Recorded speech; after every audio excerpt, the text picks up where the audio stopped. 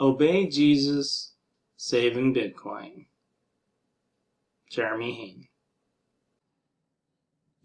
This is James chapter 2. A warning against prejudice.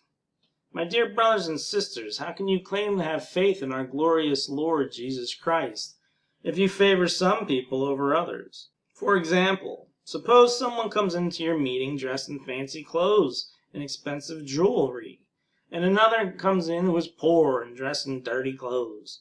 If you give special attention and good seat to the rich person, but you say to the poor one, "You can stand over there, or else sit on the floor," well, doesn't this discrimination show that your judgments are guided by evil motives?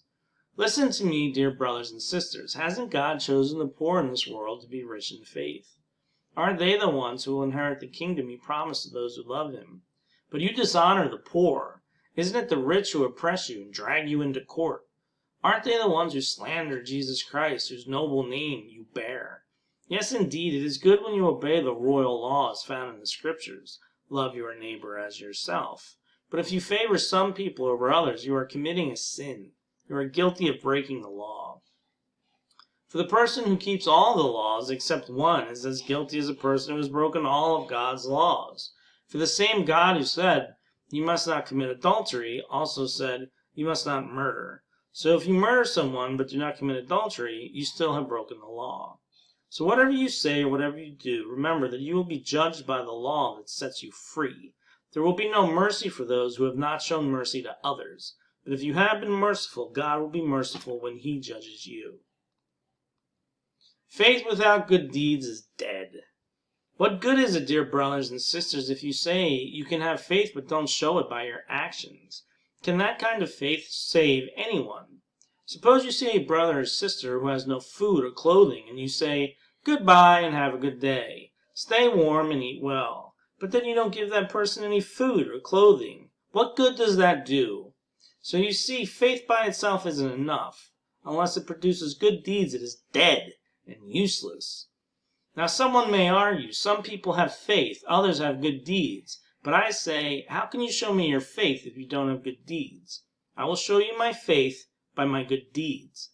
You say you have faith for you believe that there is one God. Good for you.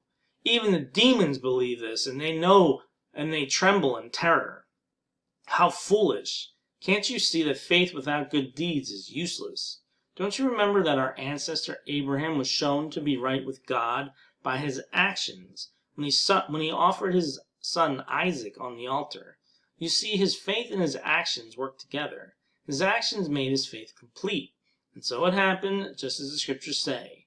Abraham believed God, and God counted him as righteous because of his faith. He was even called the friend of God. So you see, we are shown to be right with God by what we do, not by faith alone. Rahab, the prostitute, is another example. She was shown to be right with God by her actions when she hid those messengers and sent them safely away by a different road. Just as the body is dead without breath, so also faith is dead without good works. Obey Jesus, saving Bitcoin. Jeremy Hain.